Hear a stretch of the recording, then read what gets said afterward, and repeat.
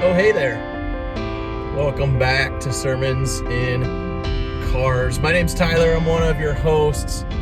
Hope this finds you well today, wherever you're tuned in from. Hey, we're just getting this journey started. Hopefully you've been challenged, encouraged, inspired, nudged to continue on your faith journey, whatever questions and doubts you might have. We all have them. The truth is, do we acknowledge them and do we wrestle with them? Hey, do this. We don't have any fancy production value around here. There's not going to be any icons or fancy things that pop up. But if you would, maybe a like and subscribe. If you've watched YouTube anytime at all, you've heard people say that, like and subscribe. It really does actually help some more people interact with this that are walking this faith journey and asking big questions. Today,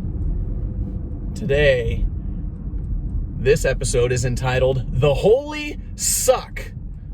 Wait, what? The Holy Suck? What is that all about? Well, glad you tuned in. Glad that you're here. We're going to dive in to what that is and what that means. But first, a word about beliefs and the things that we believe in and say are true. There's this example, maybe you've heard it before, when there's traditions in a family. Sorry, it's a little sunny here. There's traditions in families that are passed down generation after generation, and there's not really a rhyme or reason why something is done. It's just, well, that's the way we've always done it. Like maybe it's at Thanksgiving and you cut the ends off of the ham, but nobody really knows why. It's just, well, mom used to do that, and her mom and my great-grandma, and that's just what we've always done, and so it's kind of gotten passed down, and maybe there's even a reason associated with some of the things that we do or believe, and those really aren't based in truth or reality. It's just something that's been said. It becomes this grand game of telephone. And so, we're diving into a number of topics over the coming episodes of things that we've assumed or always said, oh yeah, that's true, that maybe it's actually not founded in real scriptural truth. So here's the thing that I want to discuss today. The Holy Suck, also known as rapture theology. The rapture, or dispensationalism maybe, is another fancy word for it, but I grew up with the tradition that one day at an unknown time, there was going to be a rapture, that we were going to be sucked up, taken away out of here. Clothes would be left behind, cars that were driving down the road, those people are going to disappear. If, God forbid, there was an airplane pilot that was, piloting a plane and he was raptured. Oh my goodness. So I grew up with this understanding and theology, and then comes along a little series called Left Behind, and then there's been film adaptations and movies that have been released, and so it became this entire thing around the rapture. And I'll never forget, the first church I was on staff at, I was talking with one of my coworkers, and we were talking about different things from our background beliefs, and he kind of smirked and started laughing, and he goes, oh, you're one of them. And I said, what? And he said, you believe in this thing called the rapture. And he said, I never believed in that. I never grew up with that. I said, what? Really? And he goes, oh no. He goes, we used to actually laugh at people that had that belief system. He said, here, read this book and it'll give you so much clarity. That book, and maybe we can figure out a way to provide a link for it or something. That book was called The Rapture Exposed by Barbara Rossing. The Rapture Exposed by Barbara Rossing. Here's what I discovered. See, what had been taught to me and what I understood to be just, as orthodox and 2,000 years old as all these other things that I had come to understand and believe about Scripture and Jesus and all that, was actually very recent. It came about 200 years ago. What? Some guy named John Nelson Darby developed this whole belief system around a rapture some 200 years ago by a young woman who had this dream. Again, I don't want to get into all of it. It's right there.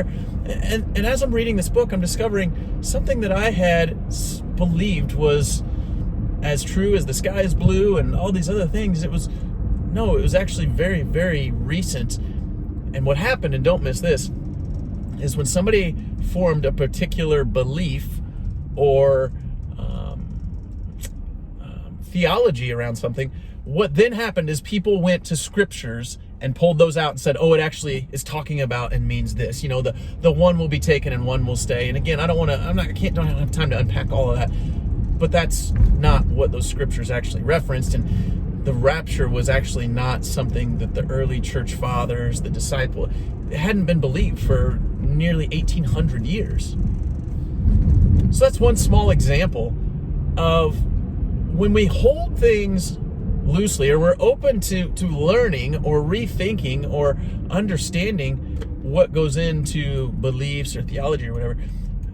It'll be hard and challenging, sure. I'd grown up with that for 25 years nearly, understanding this thing called the rapture. And then when I read this book and hear from other scholars and Bible people who are way smarter than I ever will be, that says, oh yeah, that's very, very new. That's a new thing. That's in the last couple hundred years. And then you start reading more and go, oh yeah, wait a second. The great hope isn't that we're going. The great hope is that he's returning, that he's coming. Oh yeah, when you read Genesis 1 and 2, and God's creating both earth and animals and soil and water and the sky and us, he's calling them good. Well, he actually calls us very good.